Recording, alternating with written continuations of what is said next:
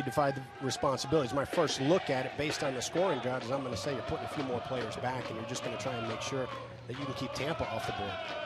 4-1-4-1 for the Indy 11. A 4-3-3 for Tampa Bay. But again, given the background and training of one Thomas Rongen, we should not be surprised that the formation of Dutch football is something Thomas is a believer in all these years later. Love the three forwards, and they're playing with a triangle in the middle, so the outside's going to be a little bit open. Last year, these teams played 3 outstanding matches. The first 2 of them were here.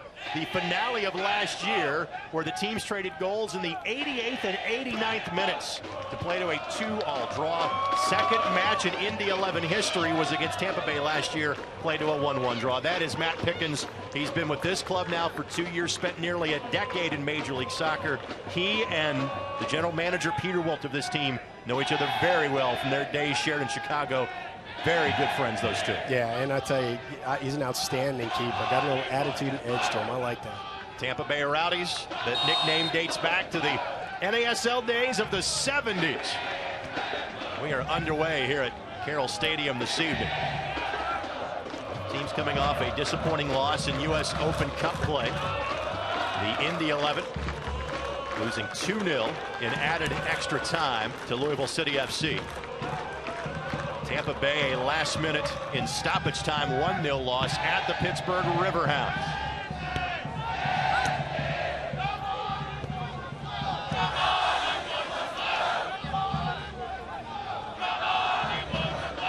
Nate able to knock that ball free. He's dealt with his injury issues this year, but seems to be in good health and good spirits entering tonight's game. Yeah, they need his energy tonight. Of note, Eric Norales not on the field for the Indy 11. He is in uniform. He suffered a bit of a late knock in extra time on Wednesday, and they're not going to risk it. So he is available if needed. But because he's not on the field right now, that leaves one Indy 11 player who has the Iron Man streak going, as we like to call it, having played in every minute of every match this year, and that is right back Marco Franco. He's the last man standing in that stat for the Indy 11. Corey Miller, second time we have seen him in action this year. The young man from Zionsville who was such a revelation for this club in the last 2 months of 2014. Yeah, got so much confidence in him. So does Jurgen and the staff, because, you know, Norales can go tonight, and he is such a stalwart on that back line that to put him on the bench and rest him a little bit, you got to have confidence in someone like Corey to be able to do that. Stoikov plays to Rugg, those two that spent time together last year with LA Galaxy 2 in USL play. Charlie has not been the impact player that he was a season ago for the Indy 11. It's certainly a guy they will have to play through the season. Stoikov, one of the many international names and faces on this team. He is from Macedonia. Flag goes up for Maicon Santos. First time we have called his name this evening. Time now for our injury report. It's brought to us by Community Sports Medicine, official healthcare provider of the Indy 11. Cleberson with the Achilles surgery early this week. Again, his absence will be indefinite. McKinney out with the ankle injury. And again, Brad Ring is available for selection, but is not in the starting 11 tonight with the hamstring issue.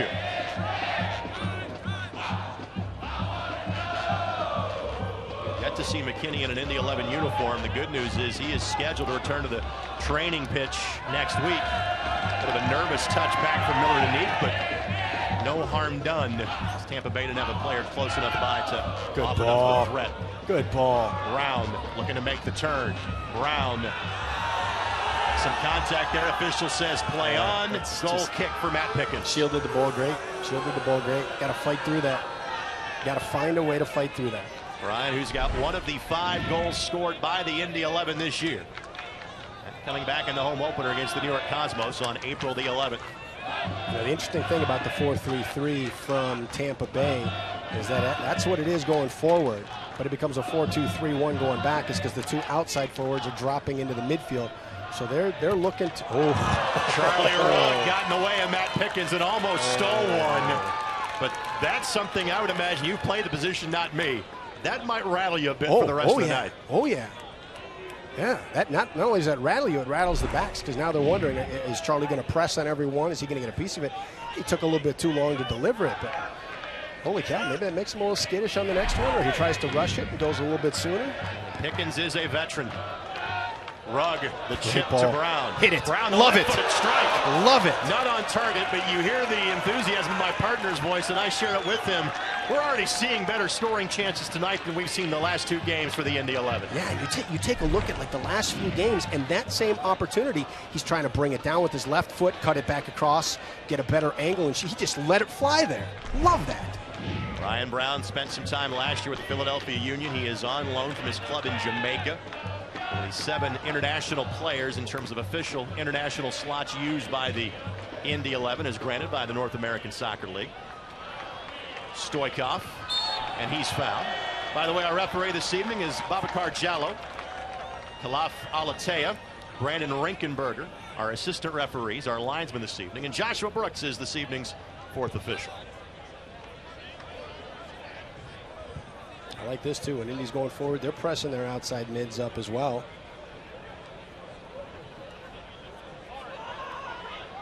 Marco Franco taking his Gerald sweet time on this one. Flick it. And Rugg does. Highland trying to make the run. Ball doesn't get to him.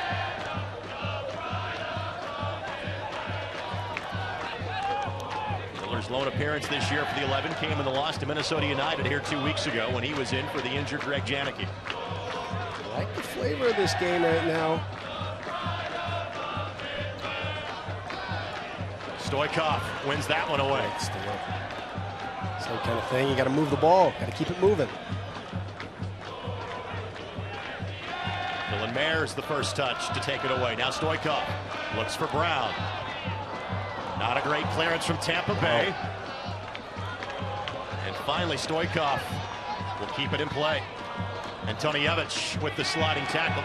Stefan Antonievich, young man that grew up in the Chicago area, played 2 years of collegiate soccer in this state at Valpo. Big kid.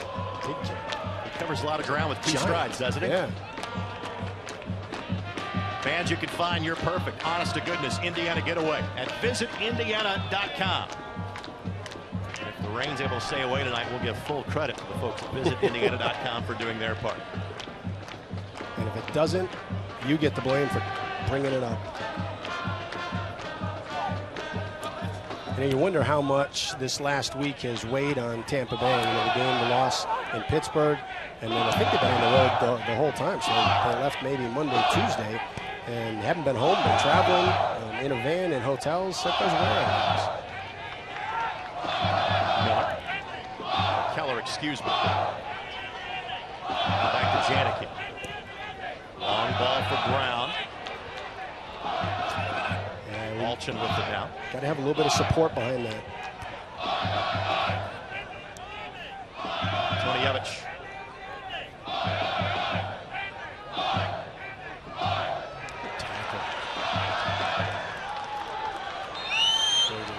And that'll be against Stoikov. Whoa, whoa, whoa. And Stoikov has been a difference maker in his time back on the pitch. He has missed the last couple of weeks with an ankle issue. Yeah, when you're sitting out and you're not even able to train, you've got all this just reserve of energy. You're so excited to be on the field. You just hope that engine's not burning so hard and so fast that 45, 50 minutes in, it's wearing down. The 11 are winning the balls in the midfield right now, which is good to see. Against Ottawa 7 days ago, you felt good about how they played defensively in the midfield, just couldn't get that moment of any sort of dynamic nature. You can't even describe it. It's called a goal. That's what it is. It's been so long. And those chances didn't even develop against Louisville City FC on Wednesday. It's a good way of expressing the thoughts about that game, Brett. It's a tough one. Well said by you.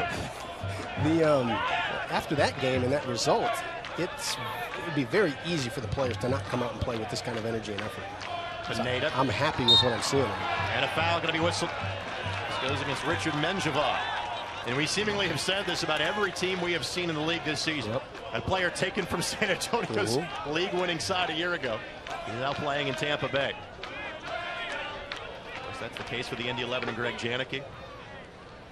about Restrepo making the move from San Antonio, the New York Cosmos. That is a common theme around the league.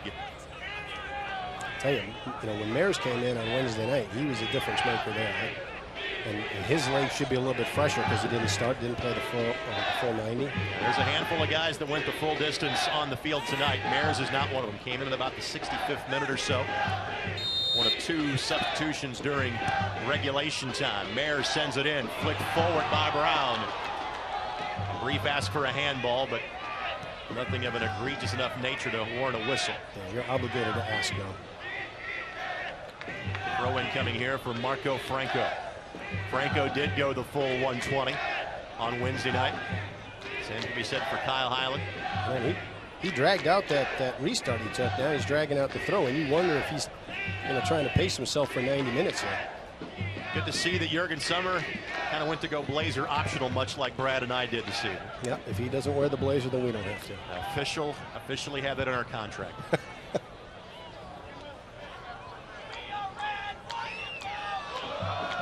There's a breakthrough chance for Tampa Bay, and a foul given. And we have used this phrase on more than one occasion about the team captain for the Indy 11, a professional foul given by Greg Janicki.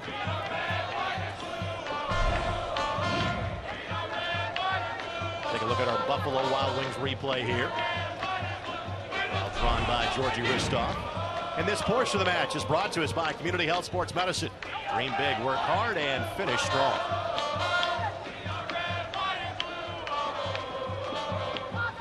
Tampa Bay team, as Brad talked about, they've been here for 3 days. Came from Pittsburgh on Thursday. They were off last weekend, so they did have a bit of a break there. A long road trip for the Rowdies into the 18 and not on frame. First touch a good one, but never a second supporting touch by Tampa Bay. Christian Neek will hear the chance of Das Boot for the first time tonight. Now, both teams have done a good job of driving the ball into the target, but they haven't made very consistent supporting runs in and behind the target. That's important for 2 reasons, not just for the target to have somebody to combine with, but then when you do lose the ball, you've got that immediate line of defenders right there. Unique back in the starting 11. After a couple of weeks away from the team, played for Montreal in the CONCACAF Champions League final in front of 61,000 Olympic Stadium. Club America, of course, winning that match 5-1. Charlie Rugg wins it away from Ristov.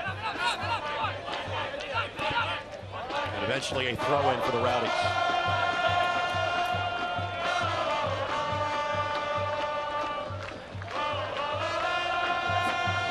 22 different players have seen match time this year for Thomas Rongen's team. A lot of quality depth. And that'll be a foul for the whistle for the high boot against Corey Herzog. Depth for Tampa Bay extends to the goalie position. They had on their roster, they have 2 of what I thought were the better goalies in the league last year. Pickens, who was in net tonight, but Camille Chantal-Foskey, who played the fall season for Fort Lauderdale, played all 18 regular season games. We saw him here one time, and I thought in that game, Brad, he was as good as any goalie we saw last year. Yep, athletic, wiry. Pickens going to get tested here. Mares trying to get the steps right, just couldn't time it out properly. Not out of danger yet. Now Tampa Bay has regained control. And a foul given against Dragan Stoikov. Yeah, and I'll tell you one of the things with that, the direct ball right into Brown on the as the target, and then you've got Maris tucking in behind, and you sustain a little bit of possession and create a pretty dangerous opportunity.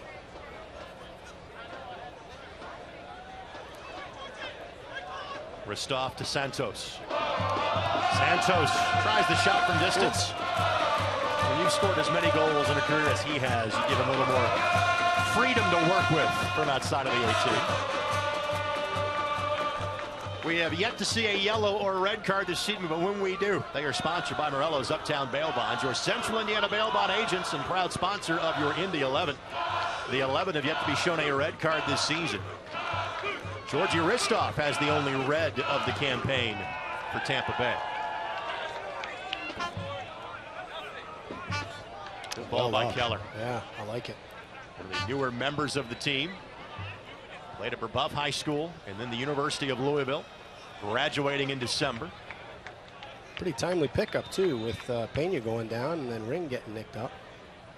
And Pena's injury is a long-term injury. We talked to Jurgen Sommer, as we do every Saturday morning on Soccer Saturday, earlier today, and so they are looking at likely 4 to 8 weeks on Pena, which is a shame because you could make an argument and probably wouldn't have to spend too long on it. He's been the best player on the pitch this year for the Indy 11. Consistent, game after game, getting the same thing from him. A shot from 45 yards. Sometimes it goes in, sometimes it doesn't, and solid defending. He's the only player on this team with multiple goals at this juncture of the season. 6 goals to the good for Indy 11. One of those an own goal from Carolina. So just 5 goals off the boot of an Indy 11 player. One of those a penalty. 2 of those have come from corner kicks. One the chip by Brian Brown against the Cosmos back in early April.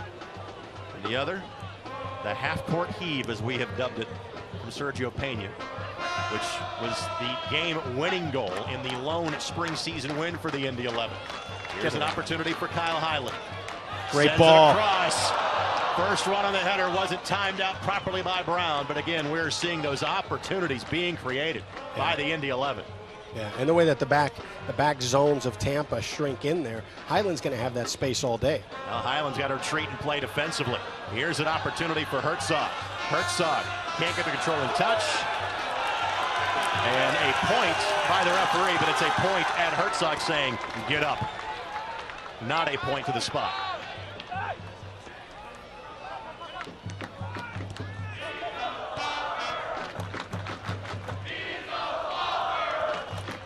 Herzog plays it behind Maicon Santos.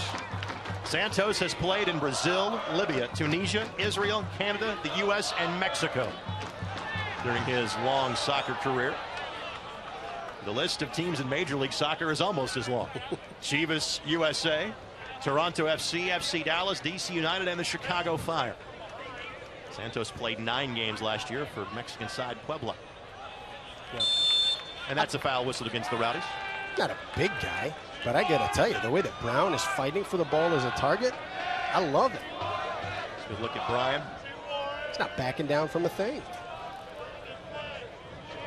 From a formation standpoint, things slightly different tonight for the Indy 11. From a personnel standpoint, the changes are the return of Stoikov to the field, Mares to the starting 11.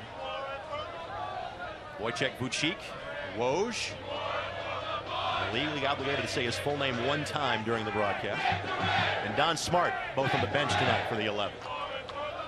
Well, I don't know if they've bagged the 4-1-4-1 by design, but Brown is pushed up with Rugg, and it's been effective. One of the things that we have seen from this Indy 11 team this year is that there have been interchangeable parts. They've listed different formations. And they've had guys play multiple roles. But really, you've had guys, and I mean this in a good way, not a bad way, that have been all over the field for this team. Great touch. Mares couldn't get the boot to it. It's an outstanding tackle. I'll tell you what, but it's the same thing. It's the ball in. It's the ball into the target, and Mares making a run off in behind it. Herzog with some space to operate now. Ristoff and Santos hanging around the top of the 18. Right-footed shot, not exactly a tester. Shot taken by Darwin Espinal. It's a soft double team on that side. If you're going to come in and double it. Make him go backwards, make him go outside. Don't give him the lane to come across the top of the box. Espinal does have 1 goal this season for Tampa Bay. We've had 6 different players score goals this season, have the Rowdies. Santos has 2, and Nunez has 2. Nunez on the bench tonight. I would guess we would see him in the last 30 minutes. He was quite the offensive weapon last year in his days with Fort Lauderdale. Optimistic ball for Santos that Janicki had covered the entire way. Fans for home, auto, business, and more. Choose Indiana Members Credit Union. They're keeping it simple. Tampa Bay, one of 3 Florida-based teams in the North American Soccer League. Next year, there will be 4. The announcement of Miami FC joining the league in 2016. Of course, Jacksonville new to the league this year, joining Fort Lauderdale and Tampa Bay.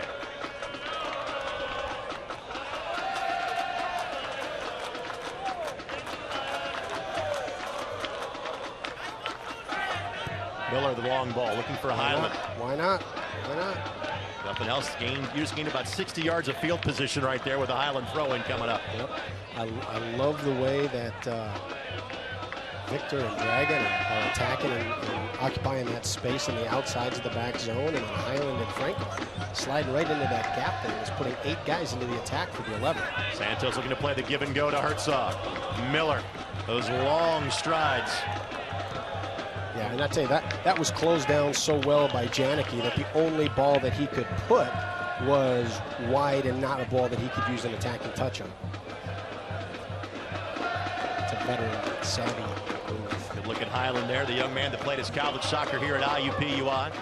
One of the 14 returning players from the inaugural season of the Indy 11. The 2013 with the Columbus Crew. Herzog the throw. Wow, that's impressive.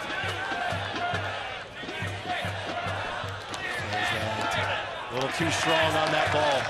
Menjivar won it, but couldn't control the pass to Herzog. That is the direction in which the rain is coming from. West-southwest. And there is rain on the way. The only question is, does it include lightning and thunder? Because that would force us to exit stage left, both the pitch and this broadcast. We keep our fingers crossed that it is just rain and nothing more.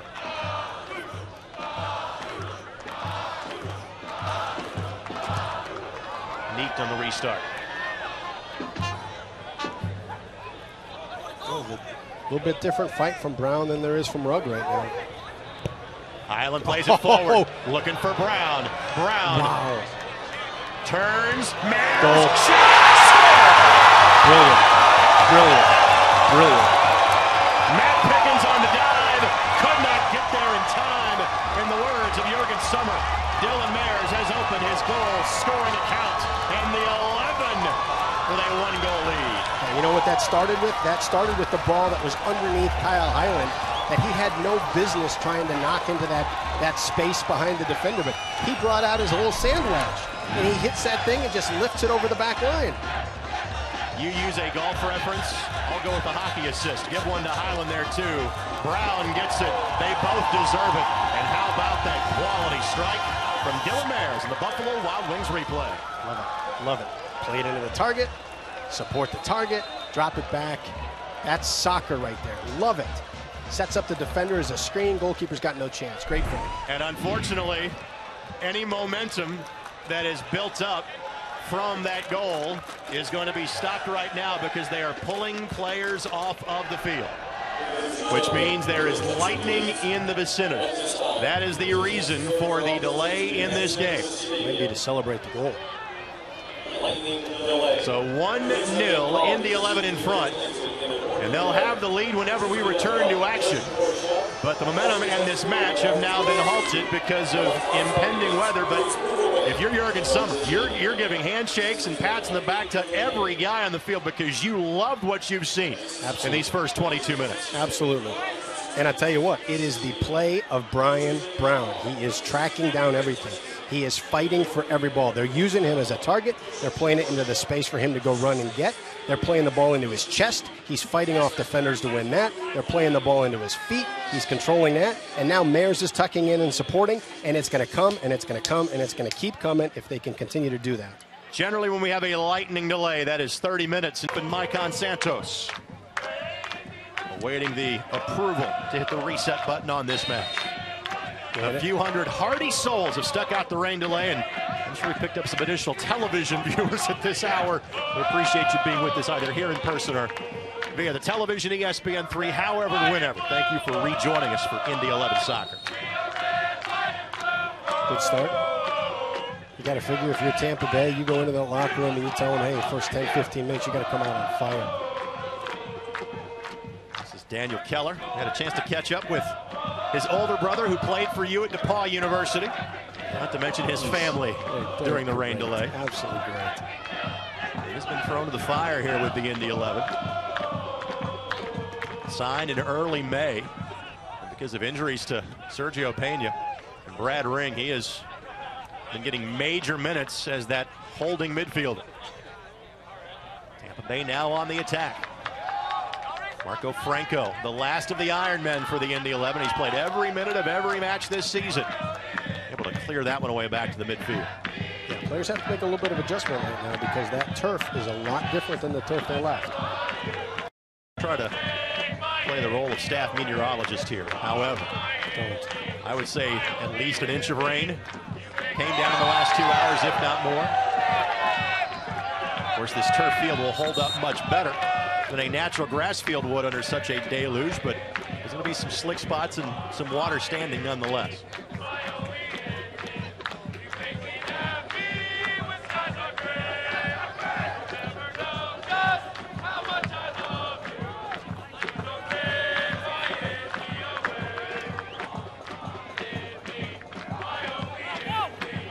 Keller letting this roll through. Ball touched by Tampa Bay. Kept in play by the Rowdies. As is usually the case, Dylan Mayer's covering a lot of ground for Indy 11. Good step. Through ball. Brian Brown. Some contact there, certainly not worthy of a foul, but right idea offensively by this team. Yeah. Indy's a little too linear, straight lines right now. I'd love to see a little bit more angles.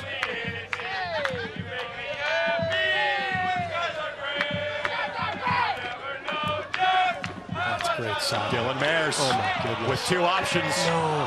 Wrong ball. Yep. Played it across for Victor Pineda. Probably would have been better served to keep that ball at his feet for a little while longer. Take another touch, pull that defender over, and then slide it into the space behind him. And the goal for Mayers, his first of the campaign. Taylor had the same role as Don Smart a year ago, kind of that super sub role. Yeah. But if there was a player that it was felt that maybe improved his stock over the offseason the most, it was the young man from Zionsville. Zionsville well represented on the pitch tonight with he and Miller both in the lineup. And a throw-in coming here for the Indy 11.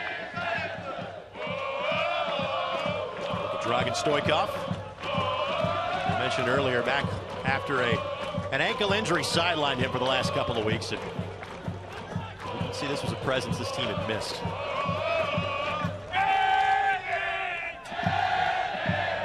11 entering with 1 win, 3 draws, and 3 losses. The exact opposite for Tampa Bay. 3 wins, 3 draws, and 1 loss. Highland able to sweep that away. Fans, this portion of the match is brought to us by the Flaherty and Collins Depot. The Depot at Nickel Plate Luxury Apartments, your first and last stop.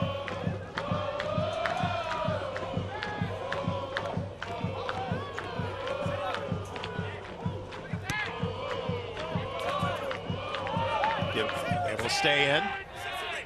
Brandon Rinkenberger, our assistant referee. A little bit of sloppy play from Tampa Bay.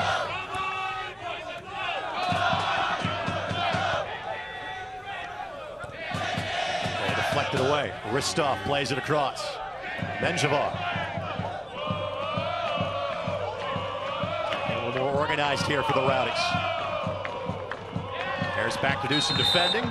That'll be a goal kick. Last touch comes from the Rowdies. Good step right there.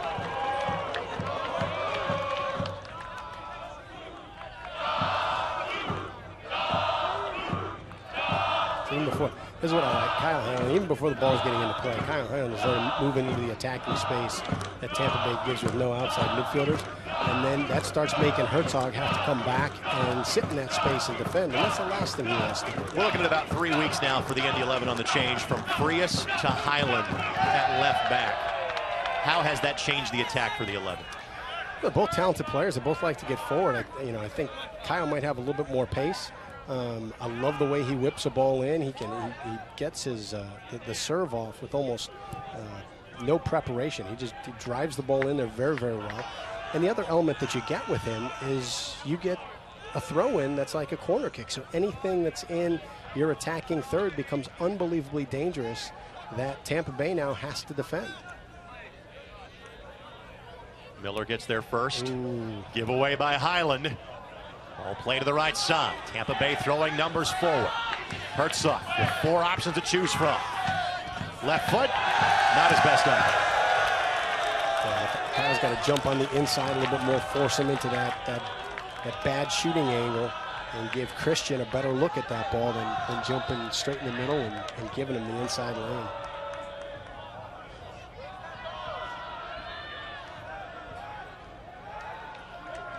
Christian Neek taking his time to let the team roll forward.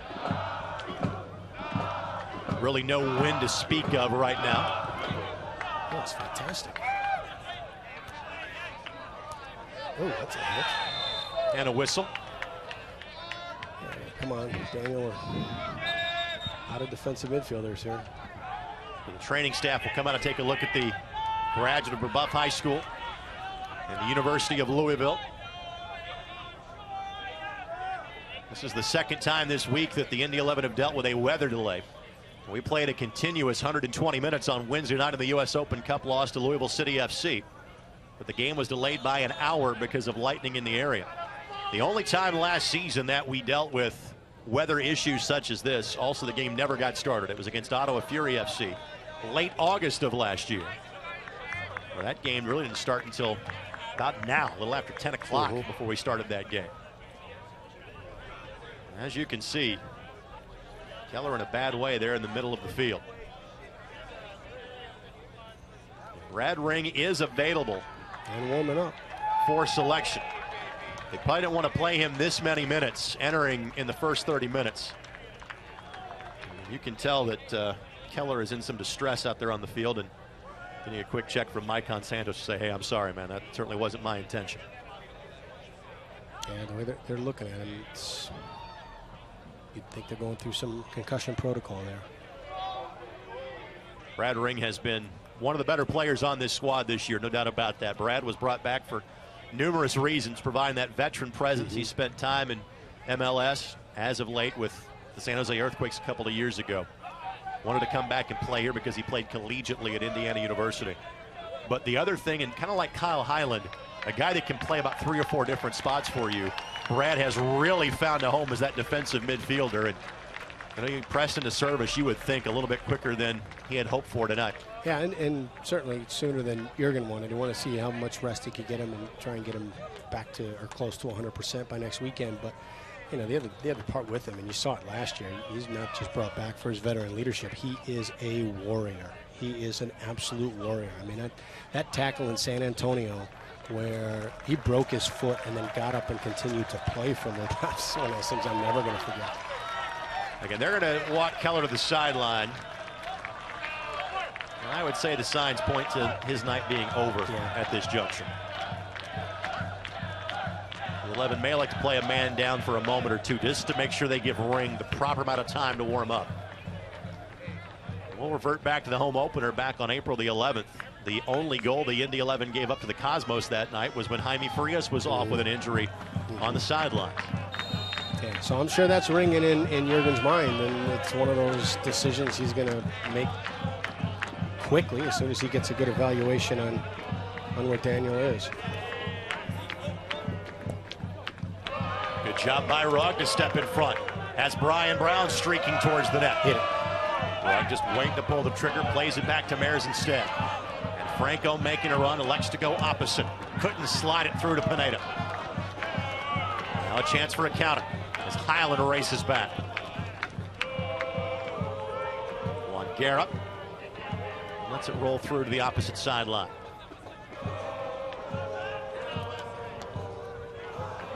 Ball gets by Janicki. Christian Neek out quickly. Really the most that he has been challenged to this point, and could not keep it from crossing that end line. It's the game's first corner kick coming here, and Georgie Ristoff will take it for the Rowdies. And that's one, 2 hours ago, probably holds up on the dry turf.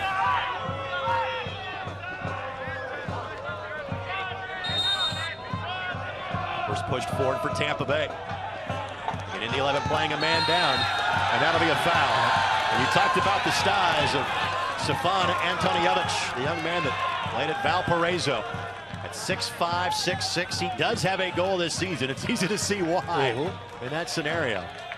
And the smaller Kyle Highland, to use the basketball analogy, did a great job of boxing him out on that play. I tell you, if I'm Christian or if I'm one of the guys in the back, I'm taking a look at these matchups, and there was certainly time to fix it.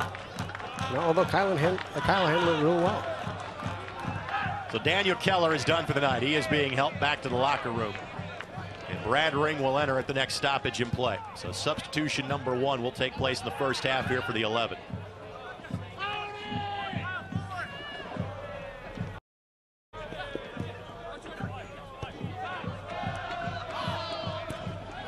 Great.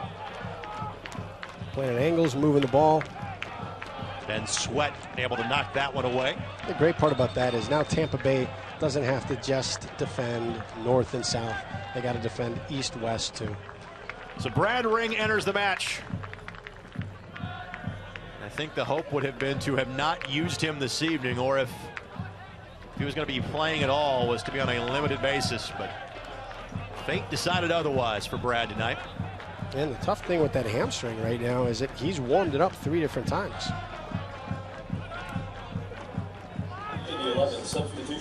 Miller volleys it forward.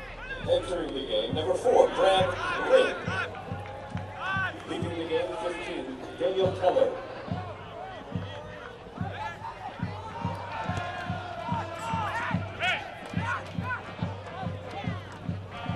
Island advancing forward.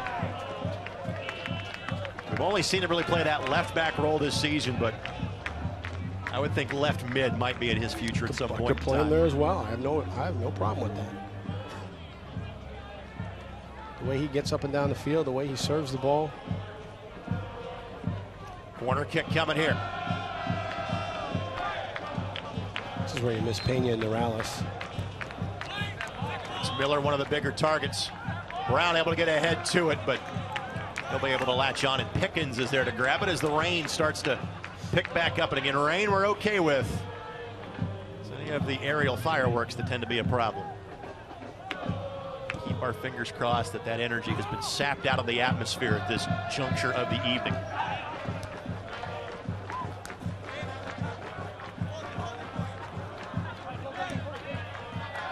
Santos the target. Nobody there to help him back, and Miller will simply flick it back to Christian Neekt. Fans for standing stats and all the latest league news, be sure to visit NASL.com. Like, you can get up to the minute scores on the lone league match other than this one that is still going. That being San Antonio and Fort Lauderdale. At last report, a 1-1 tie.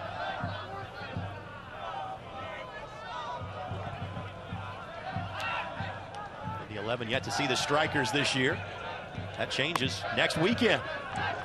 They will finish the spring season with the Fort Lauderdale Strikers and FC Edmonton before going on the 3-week league break. Of course, there is the international friendly with Marcus Morelia from Liga MX. It will be here on Sunday, June 28th. Balchin thought he'd have a teammate there, and kind of frustratingly watches this one roll all the way back to Christian Neekt for a goal kick.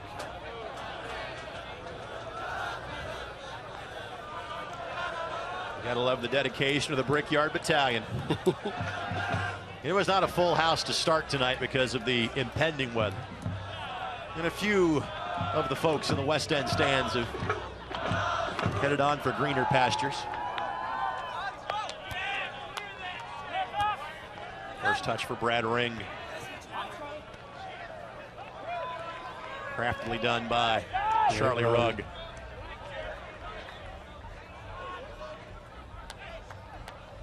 Stoikov trying to elude Darwin Espinal. And they play it back to Christian Neekt to safety. Yeah, boy, Stoikov looks good tonight. Braga, one of the first players signed in the offseason by the Indy 11. Brown couldn't time up his run. That's the reason why that ball was just kind of sent to space without anybody tracking it down.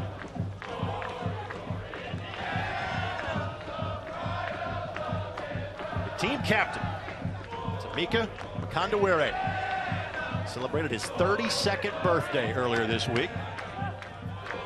Remember those days? No. I'm told I had a great time on my 32nd birthday. That was many moons ago.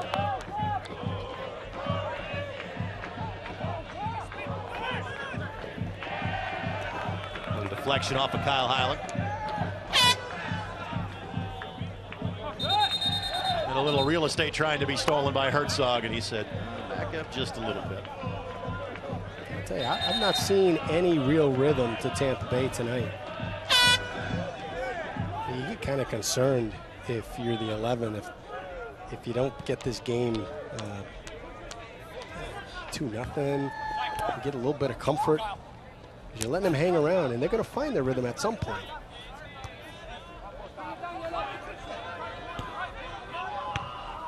Herzog just plays this one to a spot, and that's an easy warm-up ball for Christian Neek right there. Push the pace, push the pace. Pineda doing just that. Some options to choose from, but not the right ball.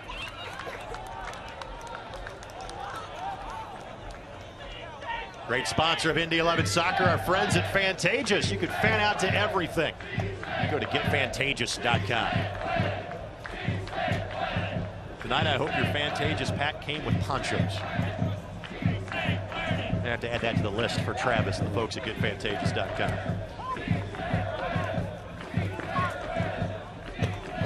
Herzog timed it out. Ball deflected off of Highland, goes right back to Herzog, but he didn't touch it. It remains a throw-in for the Rowdies.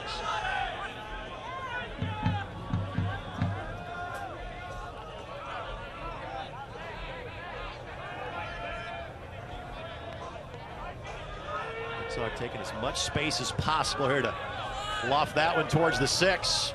Deflected away, then cleared by Janicki.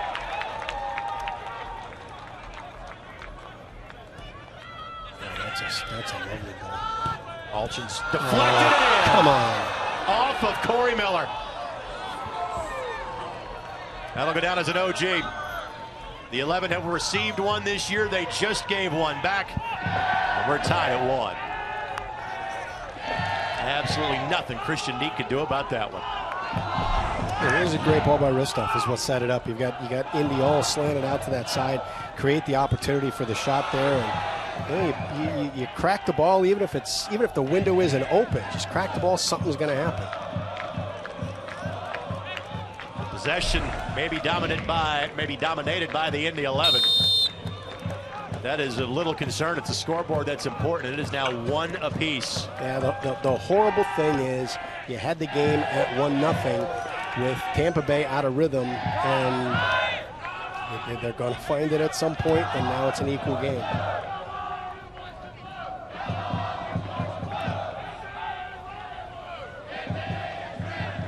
Stoikov.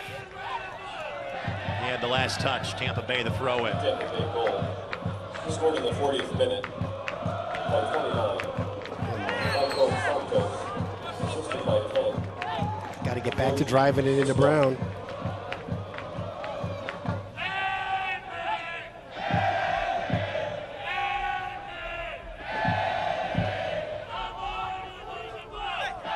Miller on the restart.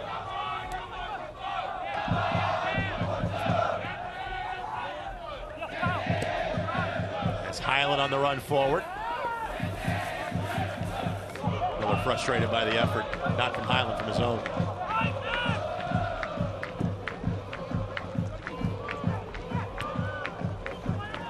Right idea by Ring. Couldn't connect with Brown.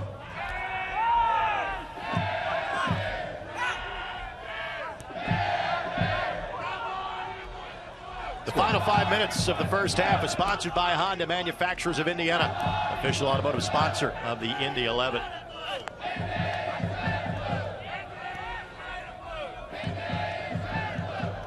Brown on the run. Brown has been the target tonight, little doubt about that.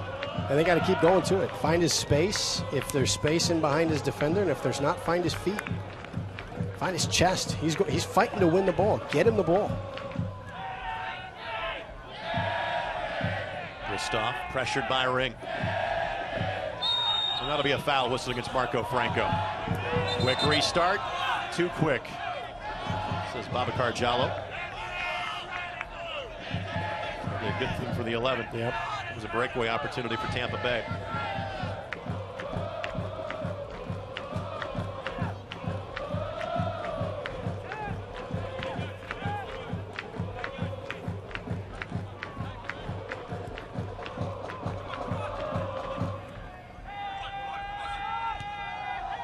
Harris just launches this one back to safety.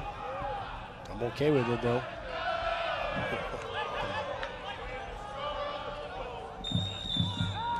That'll be a foul against the 11. I think the referee, the assistant referee, may have whistled 2 separate fouls. Either way, Tampa Bay will have possession. Although, I think we may have a card being shown. Let's see exactly what the issue is going to be here.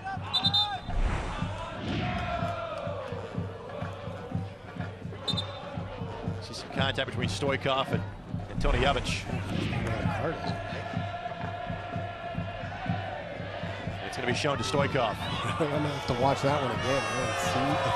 Our yellow cards brought to us by Morello's Uptown Bail Bonds, your Central Indiana bail bond agent and proud sponsor of the Indy 11.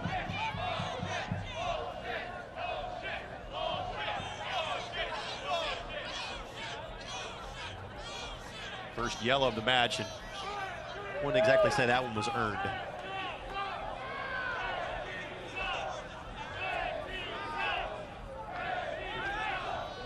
You know, I tell you what, whenever there's too much dialogue, it doesn't add up to me. It's either a foul and you say, hey, this is what happened, yellow card, boom. If you're starting to go into these long explanations, I'm starting to believe there's something funny going on. So Stoikov goes into the books.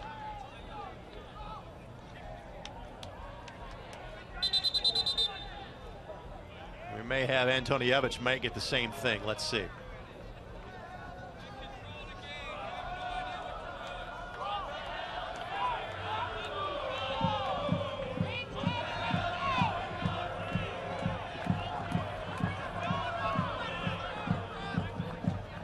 This has been a lengthy discussion.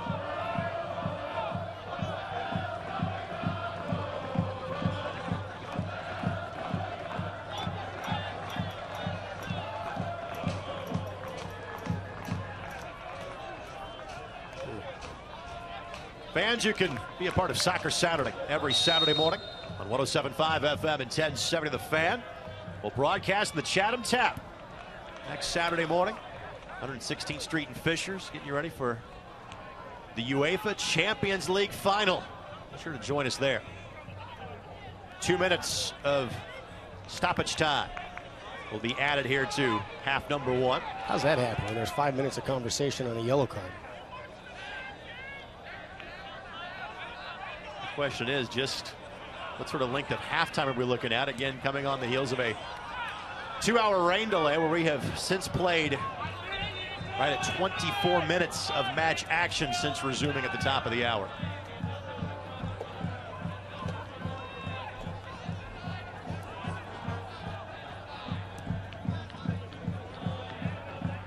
If you're Jurgen Sommer, how do you view these first 45 minutes, Brett?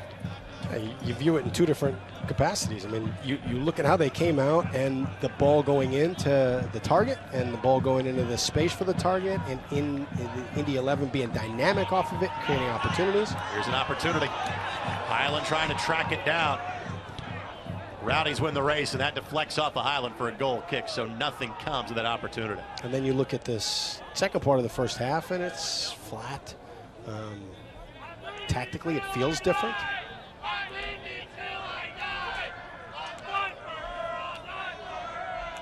Pickens on the restart. Mares the goal right before the rain delay started. And the own goal. And I heard it credited from the press box PA to Maicon Santos, but that'll be an own goal.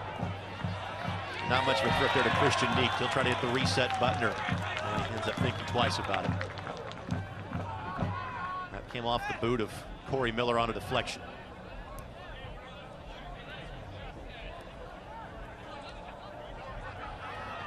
Charlie Rugg taken down. Guerra called for the foul. They got to be dangerous here. Could be a final touch here in this half. Certainly a final scoring opportunity. This would be Sergio Pena's shooting range if he were in the game. It's like a penalty kick for him. Miller going forward. Janicki the same. Good ball. Rugg the flick, but not on target. And that is the end of part 2 of half number 1. A lot of the fans elected not to stay after the rain delay. We cannot blame them, but some of the life taken out of the place after the deflected own goal has leveled this match at 1. But still, Brad, there's a lot that I see that I like from these first 45 minutes. I do as well. It's a good time for the break right now. Regroup, come out with that same energy you did in the first 20 minutes. Both teams heading back in the locker room where they spent entirely way too much time between 8 o'clock and about 9:45 this evening. We're going to speak to Tampa Bay Rowdies head coach Thomas Rungan. Loved the conversation I had with him this morning on Soccer Saturday. It was about far more than just his days as the head coach of the Rowdies. And Rebecca is now standing by with Thomas. Rebecca. All right. Coach Rungan, there's a big change in pace after your big 2-hour rain delay. What was it that set up that goal? Well, I think that the players realized that they needed to step up the pace of the game, show a little more intensity, which we lacked clearly in the first 22 minutes, and deservedly gave Indy 11, who played very well, I thought, early on, a 1-0 lead. But we're back in the game now at halftime. Yeah, it's been a while, but we feel good where we're at on the road, and this game will turn again somehow, and I hope it's going to be in our favor. Yeah, what did the game teach us in that 20 minutes or so, and what can you carry to the locker room? Well, what we carry into the locker room is that our ball movement was much better in terms of possessing the ball, especially playing out of the back through our midfield was better. That allowed our forwards to get in good positions and allowed our right fullback eventually to get a shot on goal that ricocheted off Maicon Santos, who gets credited for the goal. But Rich Bolcham, our right fullback, was able to get himself in good positions due to, as I said again, good ball and player movement. If there's any consolation for the home fans here, I think he's an IU grad, yes? Or no, not grad, but he attended Indiana University, yes? Yes, he did. Played for my under-20 team as well. Saying right now he's going to finish his degree, so I hope he does. He almost did, but yeah, you should be very proud of the IU grad. You're right. Thanks a lot for the time, Coach. Thank you, Rebecca. Bye-bye. So 1-1 the score at halftime as the Indy 11 back to the locker room, much as the Tampa Bay Rowdies. Looking forward to half number 2. An outstanding starting flurry for the Indy 11 tonight. Capped off by the goal by Dylan Mayers. Tremendous service from Brian Brown. We're tied at 1 as you're watching Indy 11 soccer from the campus of IUPUI. Just moments away from the first touch of half number 2. Quickly down to the sidelines. Rebecca standing by with Jurgen Summer. Thanks, Greg. Hi, Coach. That was a heck of a first half. Lots to choose from. What did you choose to focus on with your players? I think obviously we started really well, kind of took advantage of the surface. We're moving the ball well. Dylan had a great strike. I had another chance there late in the first half as well. So we're really happy with what we've seen offensively. A little bit unlucky with the goal defensively. We just didn't clear the ball as well as we had wanted to there. So taking that, we'll take that in the second half, but it's a whole new game now. Obviously the rain delays created, made the game interesting. Losing Daniel Keller wasn't easy. It's another holding central midfield player that, we're having to deal with replacing. So it's not really what we want to do during the course of the game, but we really like what we've seen from the guys from attacking and really getting after Tampa. So we'll continue to do the same. All right. Good. Thanks, Coach. Thanks. Back to you guys. Rebecca, thank you very much. So the Indy 11 with the first touch of half number 2. No other changes for either side. And one substitution already spent with the injury to Keller late in the half.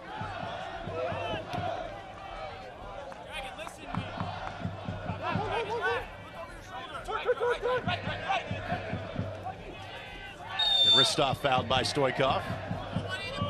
And not playing with that yellow comes into play almost right there. Yeah. Be a little more aggressive. He's got energy tonight. This Indy 11 roster now at 23. But you've got 2 players that are out with long-term injuries. Cleberson listed as out indefinitely. He serves a great ball. This is a dangerous opportunity here. Ristov has 3 assists this year. Deflected in, deflected away, and it's a goal kick for Christian Nick. Christian Nick lines this one up. Remind you, this telecast is brought to us in part by Rickers, the official convenience store of the Indy 11. Sign up for the Rickers Rewards 2.0 today. Get pumped, get points, get cash. More info at rickersrewards.com. Great touch by Charlie Rugg there.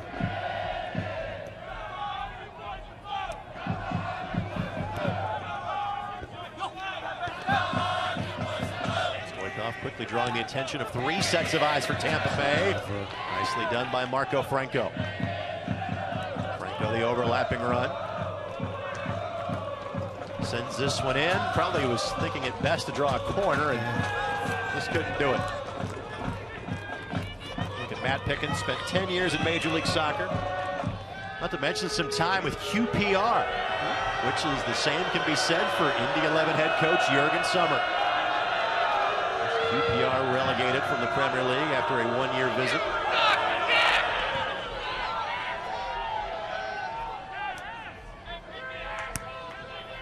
He's not the only player on this Tampa Bay Rowdies roster that has spent significant time playing in the Football League.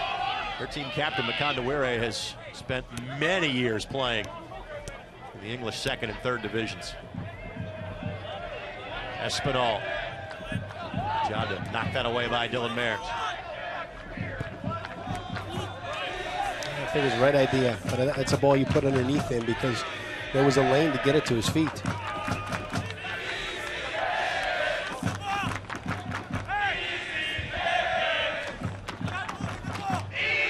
Pickens started 24 matches with Tampa Bay last year.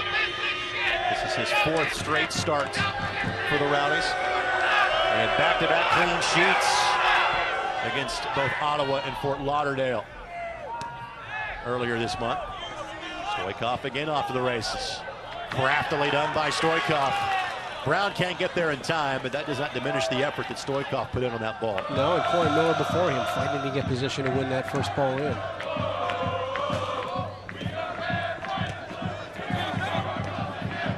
Tampa Bay, this is their final road match of the spring season. Back-to-back home games at Al Lang Stadium the next 2 Saturday nights. Rugg, the back heel. The great flip ball. to Brown, and the flag goes up. It's the right call, but great movement from the guys.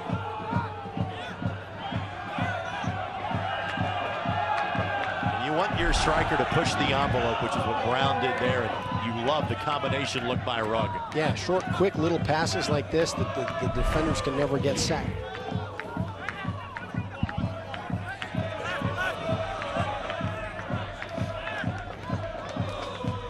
Offense really playing through Stoikov tonight.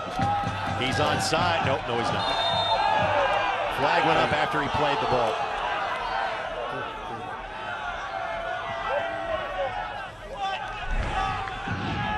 Our Buffalo Wild Wings replay, and it's a good call. It's a good call. Happened right in front of Brandon Rinkenberger. He doesn't miss much. He's good. Brandon, like a lot of these officials, also work college games in the area.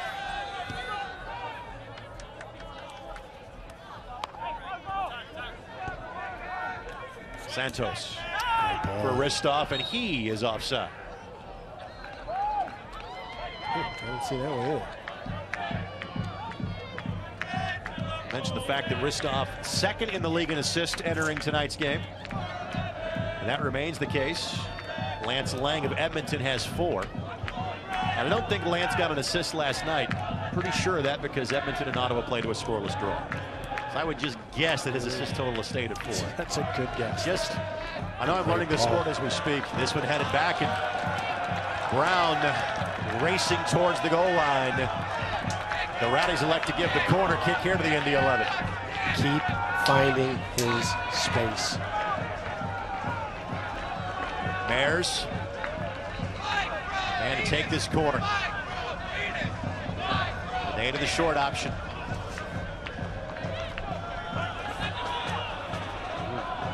Not the best effort from Mayers. Ring will settle. Send it back in. Player down for the 11. Tampa Bay can't clear this in time, and now we will, before play goes any further, and it is Greg Janicki. So we might have a repeat if Janicki can't continue of the same story as the first half of having to ask a player to enter a game you really didn't want to use him, that being Eric Morales. Janik can quickly back up to his feet. Let's take a look here. Yeah, you're gonna bet that Lane didn't have an assist in the 0-0 draw. I'll tell you that Janicki's getting back up and playing. Take it to the bank. He missed the game against Minnesota United with a calf injury. He doesn't miss many. In fact, he got to that ball first, and now the counter launched by Tampa Bay. This is Espinal. Good work by Mayers. He's been outstanding offensively. He's been just as impressive defensively tonight. Yep, tracked him for 30 yards on a sprint. Speaks to the offseason work he put in. Good work there to keep that ball to ring. This portion of tonight's match is brought to us by Diodora. 65 years of fine Italian styling.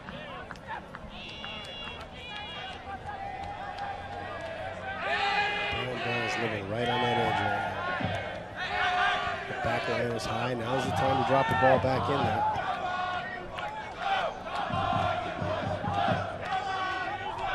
there. Ring sizes up his options.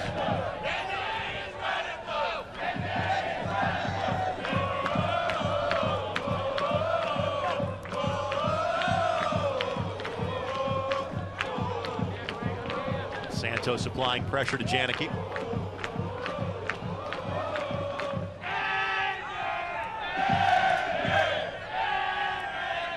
Island. And that's a foul. It's a frustration for them. They were doing a nice job of both Indy 11 possessing it and Tampa Bay of shaping play. A little bit frustrated there. Happened to see a tweet during halftime. IU Soccer bragging about their goal scorers tonight. You know, it was an own goal by Miller, giving credit to Balchan for causing that. Of course, Dylan Mayers tallying a goal for the 11. And Will Bruin getting some love. So I guess he got one for the Houston Dynamo earlier this evening as well. Rugg, nice chip for Brown. Pickens races out and wins said race. Pickens is a veteran. One of the better goalies in this league. Santos lets it roll through. Nobody there. Well, getting back to the point, though, about IU soccer players, it's kind of like the old statement of the sun never sets on the British Empire. You can say that about every professional soccer team in North America. There's likely a guy that played at IU on the roster. It's a factor. Franco. Space. Great. Pineda didn't get everything he wanted to on it. And you've got Pineda coming in behind him. Just lay it off. Lay it off. Right idea. We got players coming in support. Just touch it back. Actually, his Mayer's coming in behind him. You get the feeling that Victor might be pressing us a little bit because he's been dealing with injury issues, kind of nagging variety off and on during the year.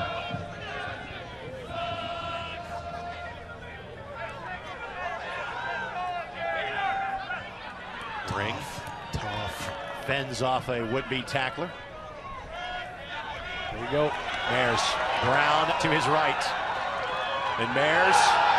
Got a foul, Yep. And it was the aforementioned Indiana Hoosier, Rich Balchan, that gets whistled for it. With some Hoosier on Hoosier crime right there. That's right. Tracking down Dylan Mayers. But again, that's a foul you gotta give. Even though there were a couple of defenders back, you don't take the chance. Mayers at full steam.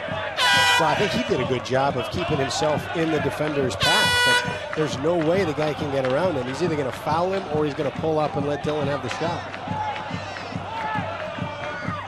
15 fouls whistled against Tampa Bay. Have they been that much more physically aggressive than the 11 tonight? Yeah, that's why they got 15. Sorry. Top flight analysis by you, my friend. The really first dangerous set piece we have seen from either club this evening. It's either going to be a shot. I can tell you, I'd love to see something creative here. Well, Ring is the guy that kind of has the howitzer from this distance. He and Pineda both lining up over it. It's going to be Pineda. That one back to Pickens. He got just enough of it to send it away. Miller. Not the space for that. Time now for our save of the game. Presented by Service Master by Doran for all your fire, water, and storm restoration needs. Call Service Master by Doran, the official restoration company of the Indy 11. It belongs to Matt Pickens. Yeah, it's a tough one, too, because you set the wall up and to take away the near post, and so you're a little bit screened on it.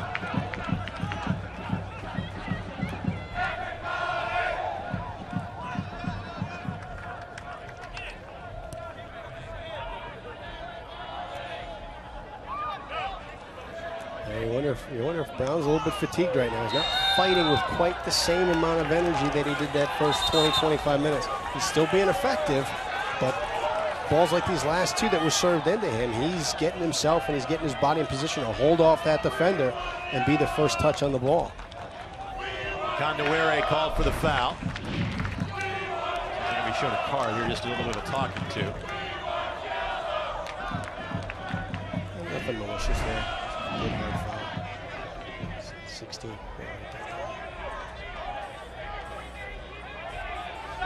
Keeping tabs at this point, are we? Yeah.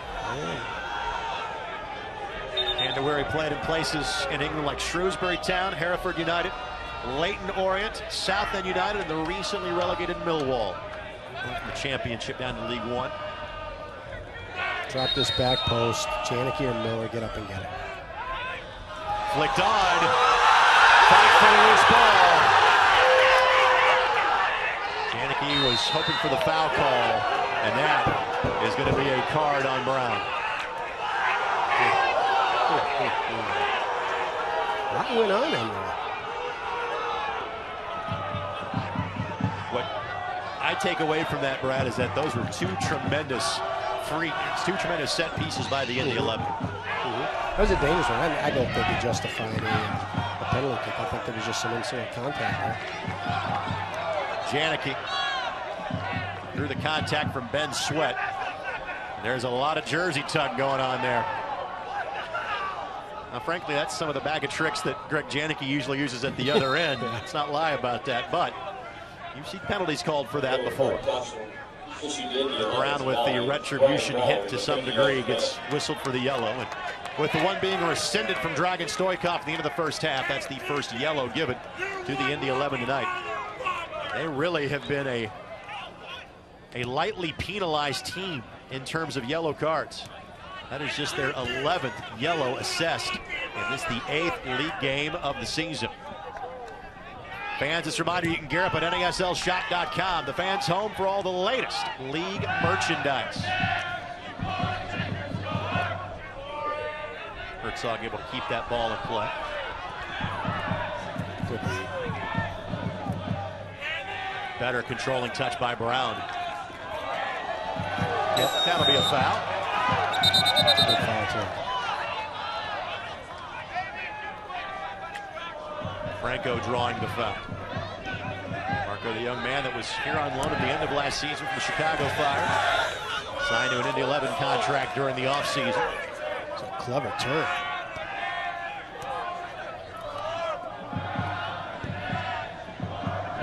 Ring the optimistic ball, hoping to time the run of Highland that didn't end up happening.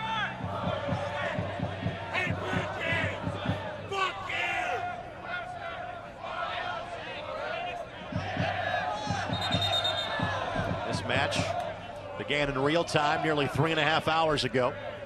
We sat for 2 hours with a weather delay. And frankly, that was almost expected given the forecast tonight. Charlie Rugg now. Rugg loves to walk that sideline, that tightrope, and that's a corner kick. Touch, yep. Dragons pulling up a little bit. Stoikov back available for selection tonight. Battling an ankle injury. He's grabbing that right shoulder a little bit at the end of the play. Pineda on the corner.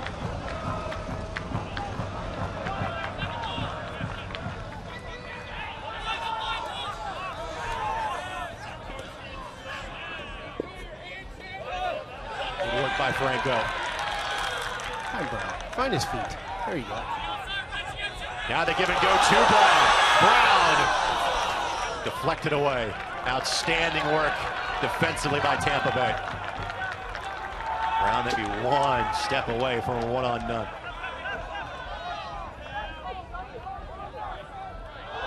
Whoa. Whistle given. Let's see that one. That was an impressive turn. Backheel nutmeg. Sets up yet another opportunity. On the free kick, Mares will take it.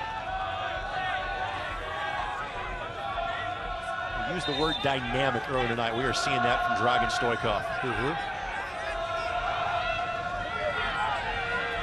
This is much more representative of what we saw from the Indy 11 the first month of the season. Not so much the last couple of weeks. Mares, great ball. Back post, didn't get to Charlie Rugg. Highland, a little friendly fire, hit his own teammate. And eventually draws the throw in. That's the same thing. I mean, if you get the handball and you get a restart here, it's the same thing as Kyle Highland throwing it in. Do not be fooled by his size. He gets every ounce of muscle that he has behind that ball when he throws this one in.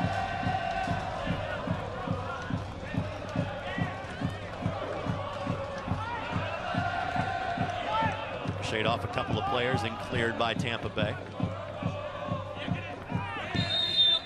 And that'll be a foul whistle against Corey Miller. Folks, you can find your perfect, honest-to-goodness Indiana getaway at visitindiana.com. About to see our first substitution of the night for Tampa Bay. Brad Ring had to enter earlier at minute 30 for Daniel Keller. Tampa Bay has a player lined up by the fourth official. Get to him in the next stoppage of play. Janicki heads that one out across for a throw-in. Yeah, Franco's a bit banged up, and that's he was slow to get back, and Tampa Bay tried to take advantage of it by driving that ball into that space. Pineda down the middle for Brown, gets in behind the defender, but Matt Pickens read that one beautifully.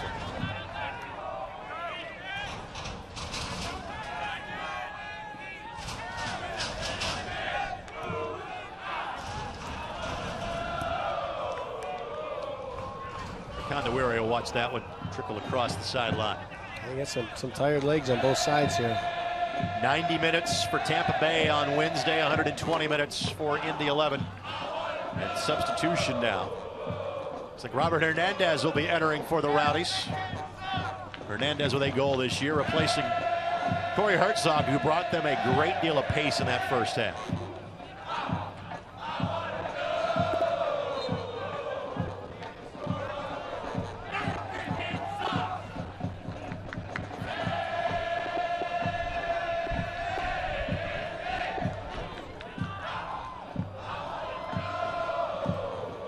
Mares. Wow. Brown behind Stoikov. Keeps the play going to Franco. Now Stoikov on the run. Couldn't get there in time. And Tonijevic with outstanding help. The Indy 11 keep creating chances. We haven't seen this happen constantly for quite some time.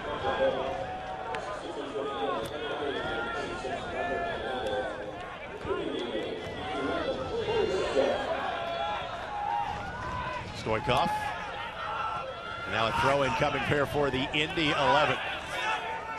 Time now for our Diodora tip of the game. 65 years of Italian styling. Brad, take it away. Yeah, this whole opportunity was played in because Dylan Mares had this sense of where the pressure was coming from and just took a little touch and slid it right between the legs of the pressing defender.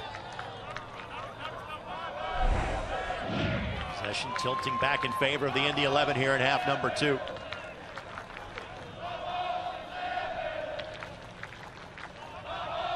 Tampa Bay, a road point is never a bad thing. However, if you have any prayer of catching the New York Cosmos here in the spring season,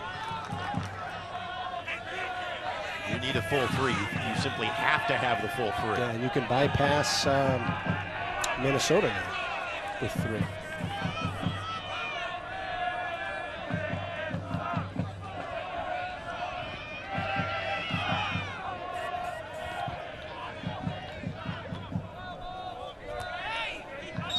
that's going to be a foul on Janicki. That's a foul because he's Greg Janicki. He's had so many different conflicts through his career that he's watched at a different level than other players. You will not find a more physical player in this league than Janicki. He was a part of that soccer ball winning team from San Antonio a season ago. Wanted to come closer to home. He played his collegiate soccer at Michigan State.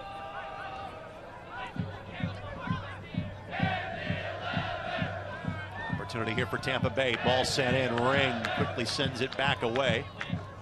Not out of play yet. Finally back to midfield, settled by the Rowdies. Santos to Espinal. Each team now with 2 substitutions remaining. Dangerous area here.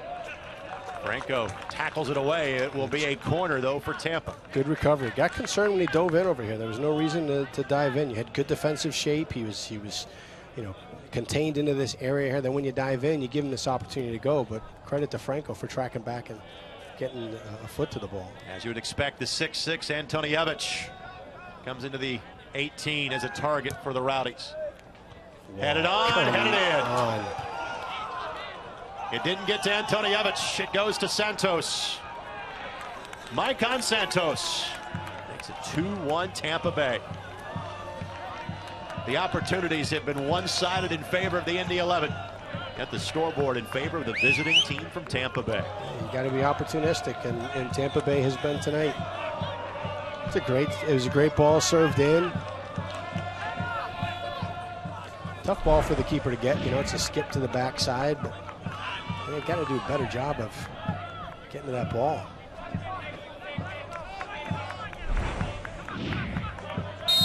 Two goals allowed in all comps for the second time in 4 days. Again, now the other being the U.S. Open Cup. Fair to say Tampa Bay has made the most of their opportunities tonight. Yeah, both of them. If you're just joining us, their first goal and own goal. It is listed in the halftime stats as Rich Balchin, and I'm not trying to take a goal away from the Indiana Hoosier, but yeah, well, Ristov got the assist on that, so that bumps him up now.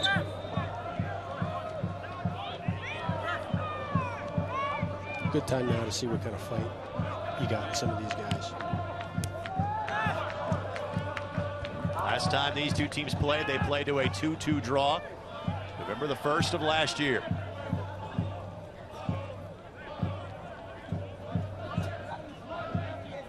Last time the Indy 11 found themselves in a 2-1 scenario at home, turned into a 3-1 loss to Minnesota.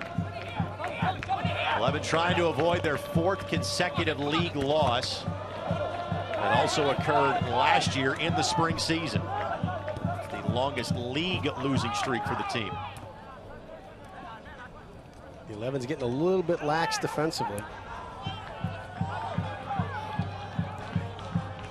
Deflected off Tampa Bay player. Highland will quickly restart.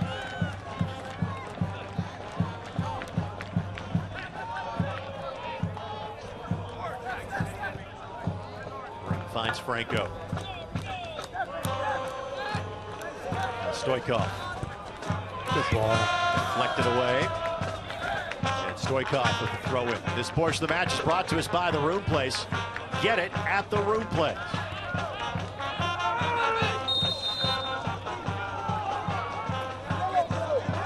Janicki goes to the turf after contact from Santos.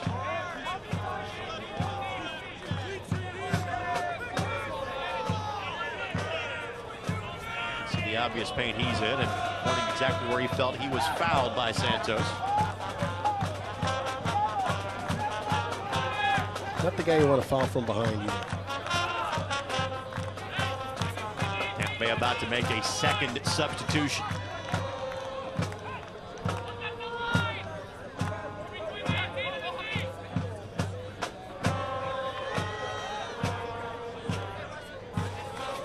Hobbling on. Bears. Brown got to it. Ball at the feet of Rugg. Too long. Pineda couldn't keep it. Santos off to the races. Ring hustling back. Same for Corey Miller. And the flag goes up. Now we have contact going back and forth through the two teams. This is escalating quickly.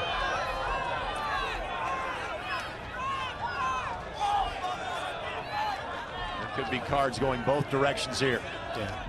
Impressive pace by Brad Ring to track back on that. Not bad for a guy that had an iffy hamstring coming into tonight's game.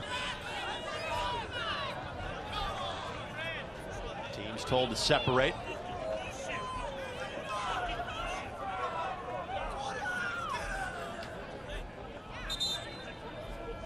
This match really hasn't been chippy in any way, shape, or fashion. It's starting to turn that direction.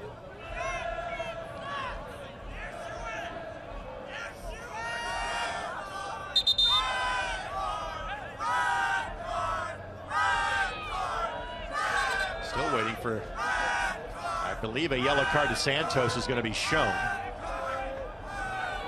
He's making the long, slow walk to our match referee. Yellow card caution issued to Tampa base number 26. Give it to Hernandez, I guess, actually. My mistake. In the 77th minute.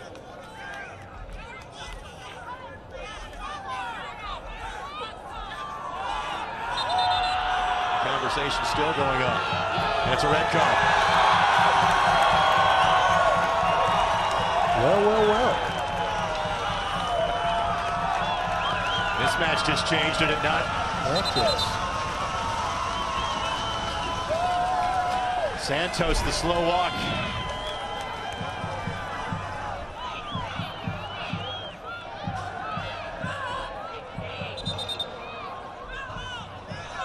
And then pushing it back from Santos. Miller and Hernandez got tied up. And then there you see the smack in the face from Santos to Janicki.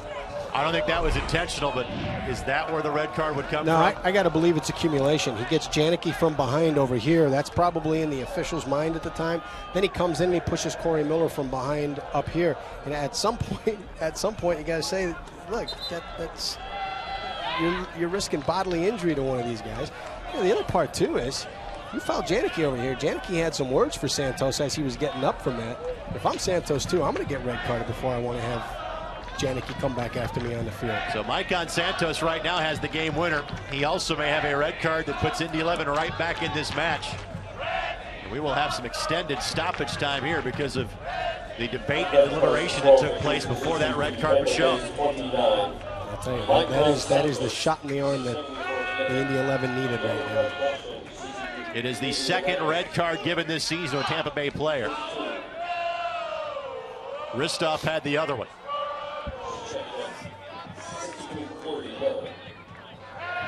So Corey Miller is also given a yellow card here.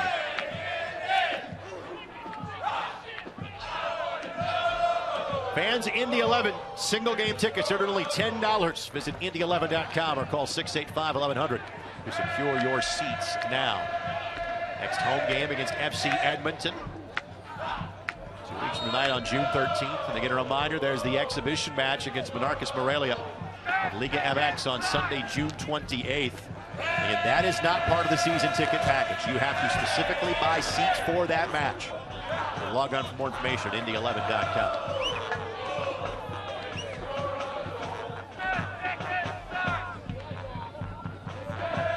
Thomas Rongan, now what does your formation look like here, Brad? Well, I don't think I'm going to play with three forwards at this point. You've got the lead. You've got to navigate this for about another 20 minutes. So maybe you drop those two forwards back up. Yeah, man. So you leave one target up there and bring one of the outside forwards back into the midfield. Flip side of that for Jurgen, you know, maybe throw another guy up top. Tampa Bay had a second sub awaiting, and that player has now been pulled back because of the red card. So they still have two subs at their disposal. And this.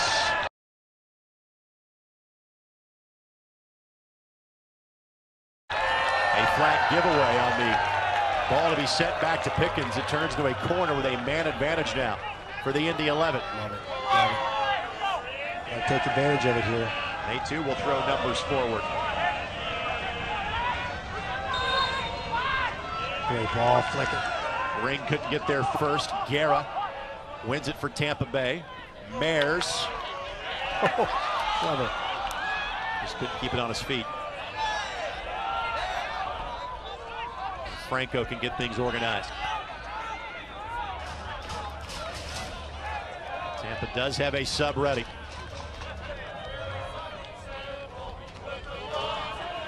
Stoikov. Keep it moving.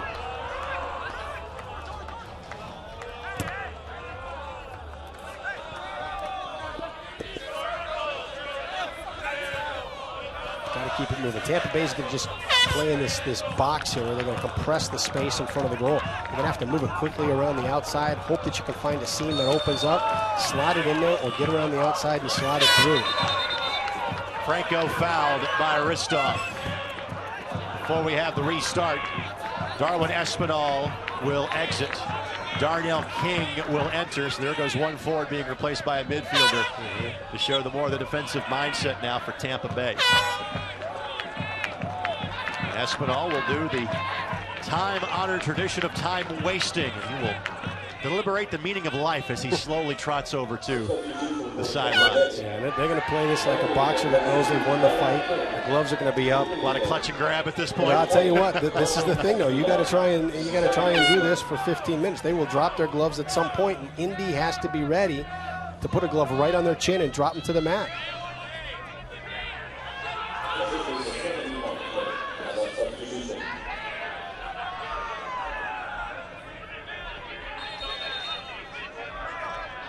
A little more time to be taken here. And there will be a week of stoppage time. A while. Yeah, I'll give you that. Mares.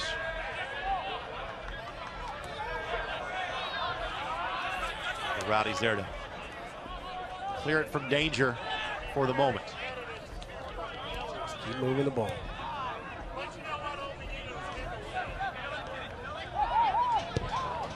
Great ball. Pineda. Tackled away by King.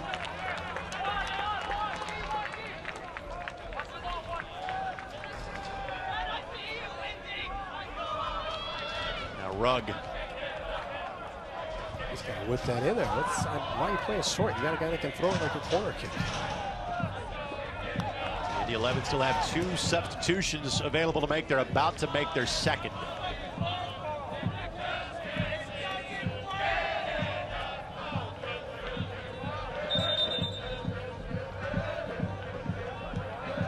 With the man advantage, you get the feeling this needs to be a bit of an injection of pace right now for the Indy 11. It's uncomfortable right now.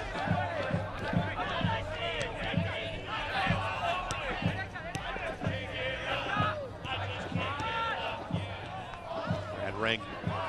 He's been solid as you would expect. Coming on with the early injury to Keller. Giveaway by Pineda, but King couldn't keep it at his feet. Fan City Barbecue was recently named one of the best barbecue joints in America. You can have their food catered in or have these party packs available for carryout. Any size group, it's that easy. City Barbecue, the official tailgate headquarters of the Indy 11.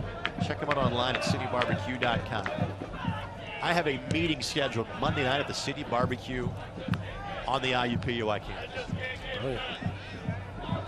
The meeting attendance has skyrocketed since they've been holding said meetings at City Barbecue on the IUPUI campus. We will see Osman Melgares come in for the Indy 11. And he's going to replace Corey Miller. So they will drop Brad Ring back into a more defensive role and bring Melgares on as an extra midfielder.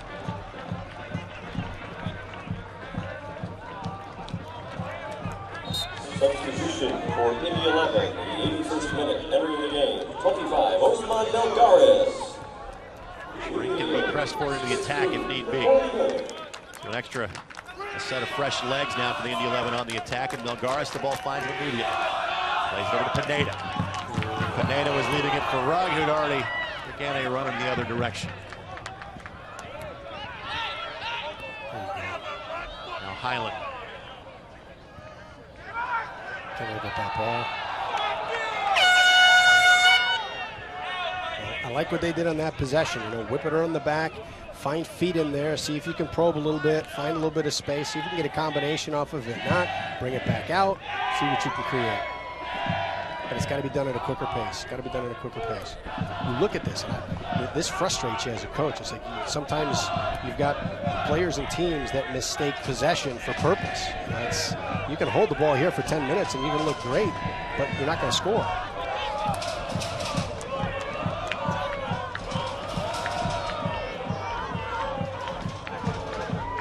Tampa Bay playing a man down after the red card given to Maicon Santos. They will be judicious with their opportunities of moving the ball forward from this point in time on. A little contact there, but nothing significant. Now Melgares off to the races. Wojciech Vucic will be the third and final sub for the Indy 11 tonight. Woj with the distance on Wednesday. No goals, 1 assist in his tenure with the Indy 11 so far.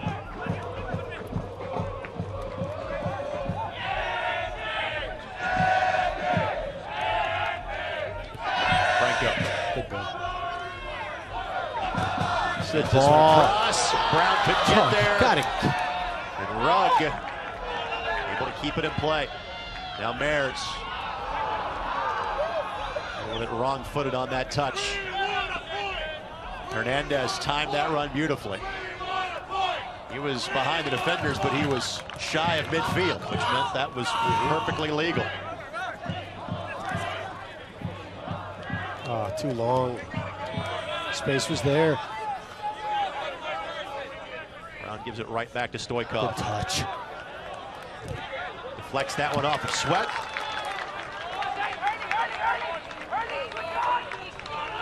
Time now for our Axis home attendance. And again tonight before the rains came, 10,226. Axis Luxury Apartments downtown revolves around you.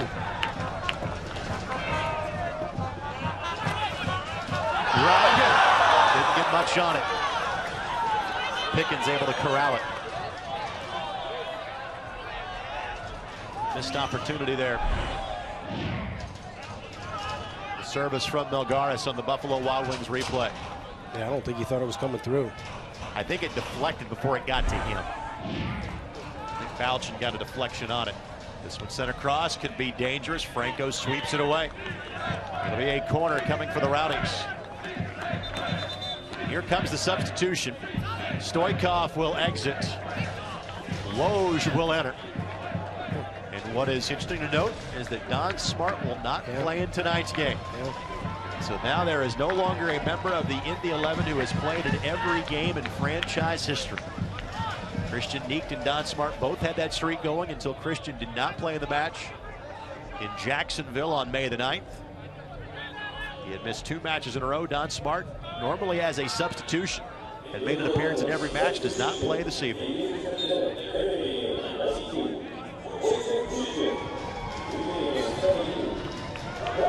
Melgares finds Pineda. There you go. Now Mares. Fresh legs. Comes Wojciech Vucic, known as Woj, young man that played his collegiate soccer at Bradley.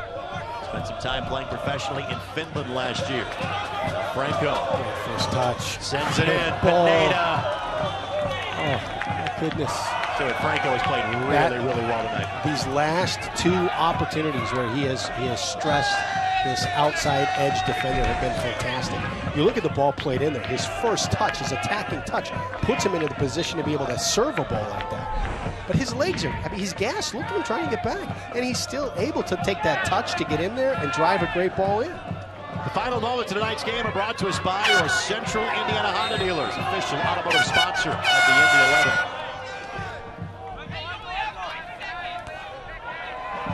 Well, the quality of play for the Indy 11 has been better tonight than we have seen in their last, probably, I'd say 3 or even 4 performances. There's little doubt of that in my mind. I've loved it. But I would also say that as of little solace to Jurgen Sommer if his team falls for a 4th consecutive league match and for a 5th consecutive in all comps. And that's what's staring him in the face here as we are in minute number 87. Yeah, I'm all about the beautiful game and playing nice and pretty soccer, but you know what, at the end of the day, give me a win. I'll play as ugly as I need to win the game. The subs are done for the night for the Indy 11. Tampa Bay has one more at their disposal if needed. Tampa trying to keep what would be faint hopes alive of catching the Cosmos. Trying to keep that a mathematical possibility with 3 points here. Ball sent in. Great ball. Volleyed away. That's a corner. Franco's on fire. You got to whip that ball over to Brad Ring, slide the defense over. Keep doing this. Keep sliding the defense to the left side of the field. Get it around to Marco Franco. He's making things happen. Condawire just got that touch up and over the bar. Back to live action. Not much of a threat off the corner for the Indy 11. Christian Neat kind of slowly working his way up the field.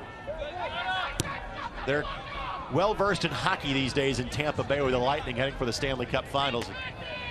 Neat is almost getting to the pull the goalie moment where he keeps restarting the play closer and closer to midfield. Keeper's dream. Get a corner kick. I'd expect to see him up and in there. He has played for the last 15 minutes with a man advantage.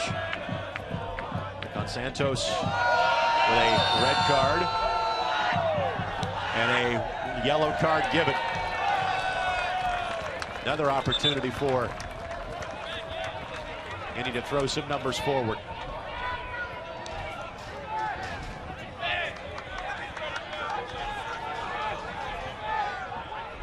Find Franco right here in the middle. Give it to him. Ball sent in. Who touched it last? Here's the 11 dip. Menjivar, by the way, with the yellow card for Tampa Bay. And let's take a look at the last opportunity on goal.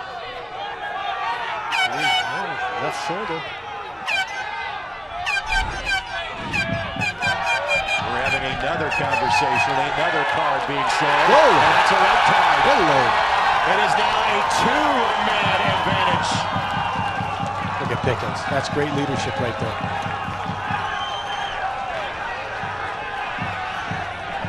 And so now, and again, we have talked about this numerous times, there will be significant stoppage time at the end of this game. It is going to be 11-on-9 in favor of the 11. And there's got to be 6 to 7 minutes of extra time.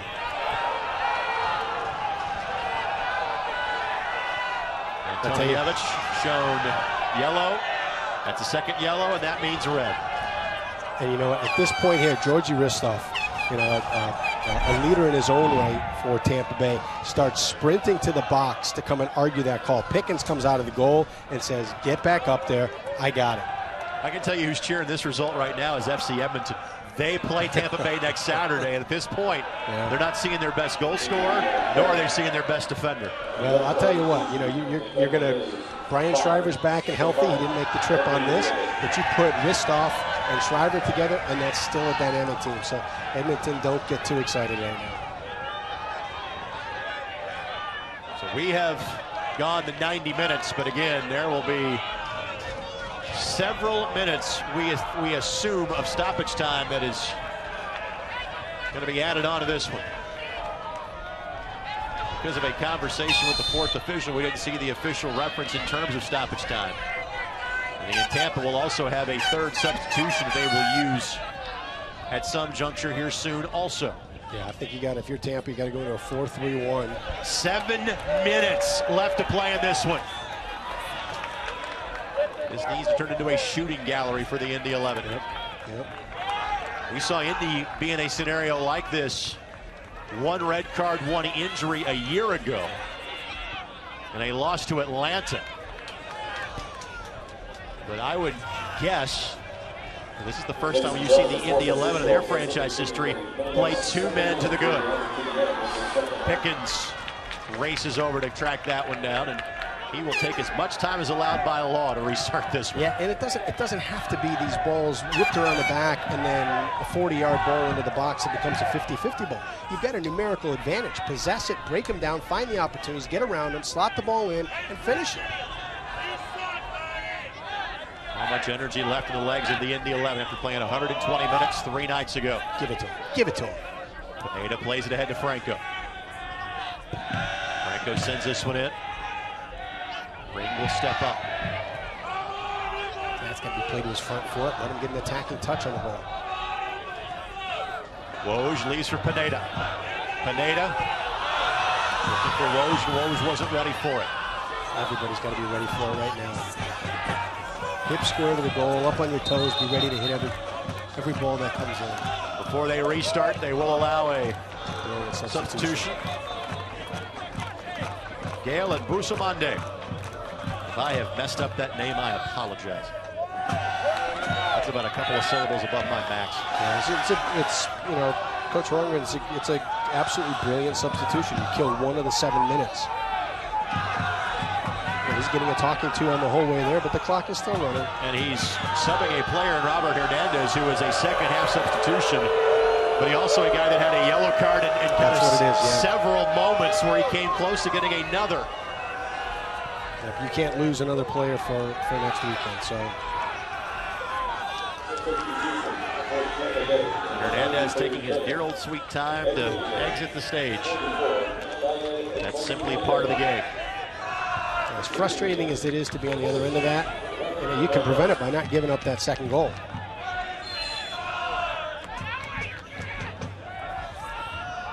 Ball comes back to Christian Neekt.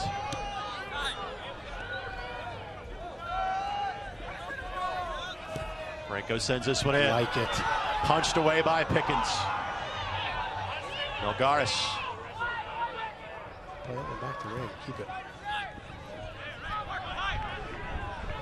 Approximately 4 minutes of stoppage time left to go.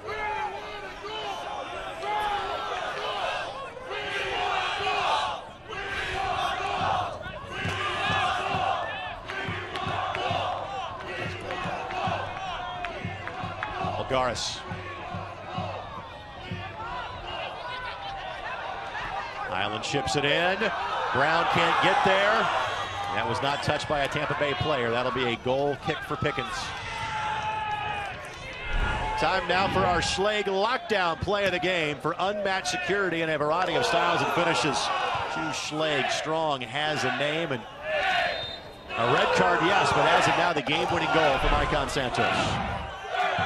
His 3rd goal of the season.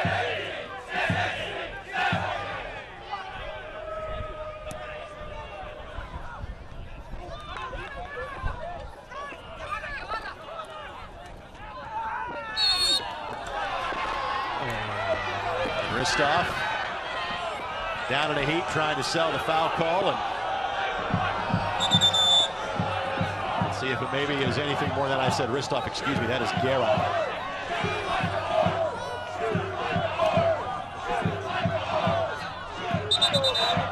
They asked for the trainer to come on, and again, you wish him no ill will. You always worry about a little bit of elaboration in a scenario like that. Or exaggeration. Not speed on the recovery there.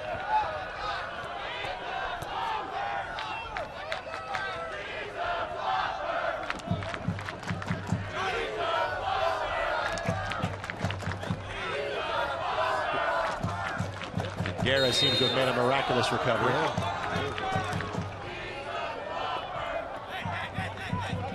The 11 playing 2 men up, but more importantly, 1 goal down. Give it, give it. Pineda on the move.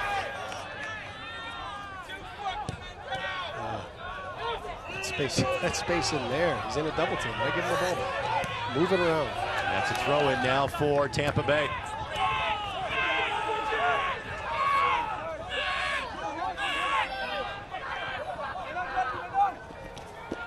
Good fight.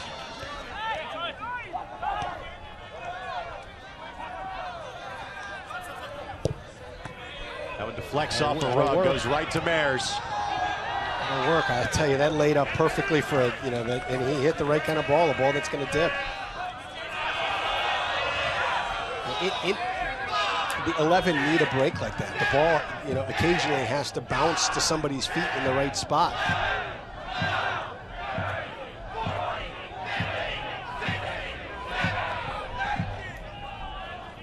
Pickens back to midfield.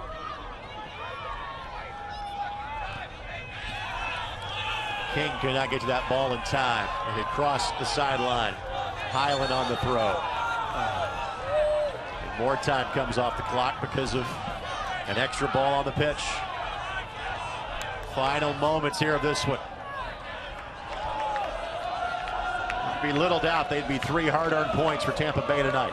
No question about that.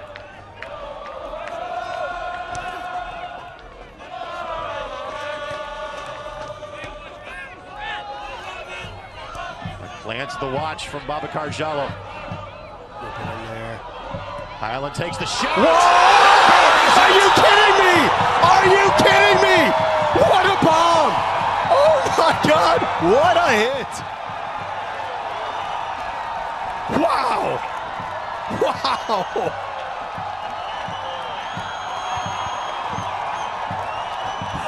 You don't have many goals in the 97th minute.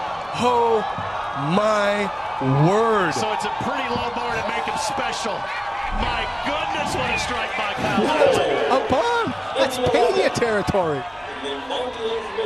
Oh my word! Oh my word! Oh my word! What a goal! He cannot match Sergio Pena in terms of distance. He matches him in every bit of quality. Oh my word! Highland just wins a point for the Indy 11. Oh my goodness. And Ristov just got red carded. Now frankly, this match is about to expire. That will not have an impact on tonight's match. Now Edmonton can solve it. But I'm not sure that Tampa Bay will be able to field a team for next Saturday's match at this point. Unreal. Unreal. Oh my goodness. So it is now 11 on 8. Yeah, now how about winning it now? Let's win it now.